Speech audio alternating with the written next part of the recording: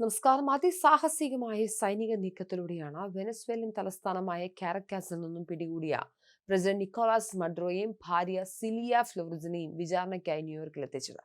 Venezuelan പ്രസിഡന്റിനും ഭാര്യ പ്രഥമ വനിത cilia ഫ്ലോറസിനുമെതിരെ ന്യൂയോർക്കിലെ സദേൺ ഡിസ്ട്രിക്റ്റിൽ കുറ്റപത്രം സമർപ്പിച്ചതായി US attorney general palm Bondi അറിയിച്ചിട്ടുണ്ട്.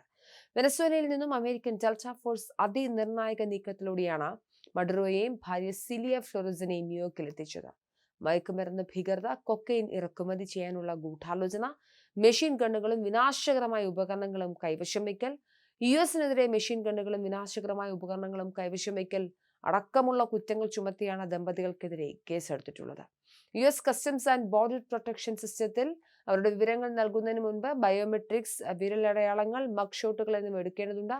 ന്യൂയോർക്ക് നഗരത്തിലെ ഡ്രഗ് എൻഫോഴ്സ്മെന്റ് ഏജൻസിയുടെ ഓഫീസിലേക്ക് കൊണ്ടുപോകുന്നതിന് മുൻപ് ദമ്പതികൾക്ക് മെഡിക്കൽ പരിശോധനകളും എന്തായാലും നടത്തും. അവിടെ അവരെ വീണ്ടും അറസ്റ്റ് ചെയ്യും. തുടർന്ന് മഡ്രോയെയും ഭാര്യയും കോടതിയിലും ഹാജരാക്കുമെന്നുള്ളതാണ് ഏറ്റവും ഒടുക്കം ലഭ്യമാകുന്ന വിവരങ്ങൾ. അതേസമയം വെനിസ്വേലൻ പ്രസിഡന്റ് നിക്കോളാസ് മഡ്രോയെ പിടികൂടിയതായി US പ്രസിഡന്റ് ഡൊണാൾഡ് ട്രംപ് പ്രഖ്യാപിച്ചതിനെ തുടർന്ന് അടുത്ത വെനസ്വേലൻ പ്രസിഡന്റ് ആരായിരിക്കും?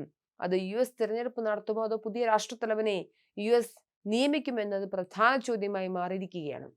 വെനസ്വേലയിൽ എന്തായാലും ദേശീയ അടിയന്തരാവസ്ഥ പ്രഖ്യാപിച്ചിട്ടുണ്ട്. ഒരു മാറ്റം സംഭവിക്കുന്നവരെ അമേരിക്ക വെനസ്വേല ഭരിക്കുമെന്ന് തന്നെയാണ് ട്രംപ് പറഞ്ഞിരിക്കുന്നത്.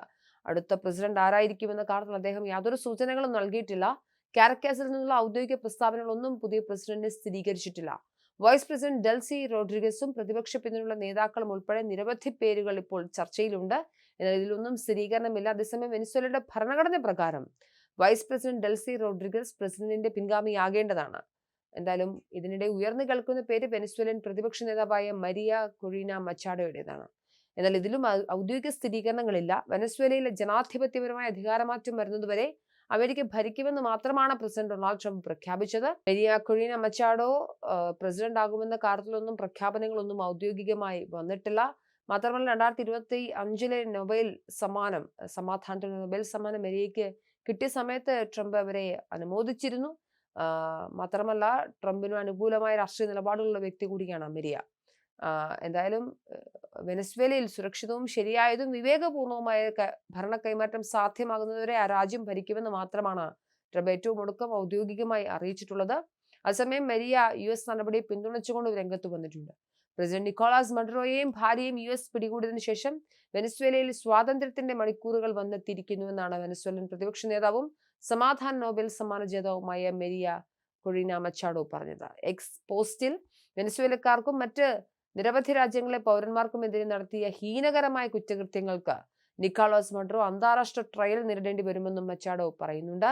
ചർച്ചയിലൂടെയുള്ള ഒരു പരിഹാരം സ്വീകരിക്കാൻ അദ്ദേഹം വിസമ്മതിച്ചെന്നാൽ നിയമം നടപ്പിലാക്കുമെന്ന വാഗ്ദാനം യുണൈറ്റഡ് സ്റ്റേറ്റ്സ് സർക്കാർ നിറവേറ്റിയിട്ടുണ്ടെന്നും മെരീന പറയുന്നുണ്ട്. ജനകീയ പരമാധികാരവും ദേശീയ പരമാധികാരവും നമ്മുടെ രാജ്യത്ത് ഭരിക്കേണ്ട സമയം അതിക്രമിച്ചിരിക്കുന്നുവെന്നും മച്ചാഡോ പറഞ്ഞു.